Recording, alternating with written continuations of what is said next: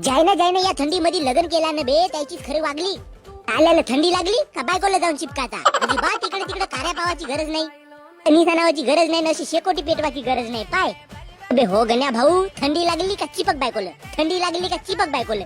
एका वर्षात सीधे 10 पोरं पोट्यात गेला. आता बे हे थंडी म्हणजे का होतं, बिन लग्नाच्या माणसाला विचार. गती आहे भाऊ गती.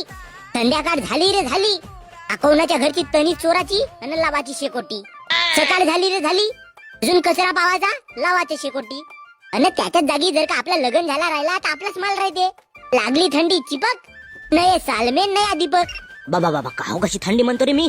त्या थंडी मध्ये बुडगी सकट मी निपटतो काकान. रोजही बुडगीकडे जाऊन गरम होतेच तरी बुडग्या. आपला बुडगा नाही मर गण्या भाऊ. थंडी राहो का ऊन, पाऊस पडो नाही तर बरफ, पण आपल्या बुडग्याचा चोंगल मिट्टू एकदम कडक.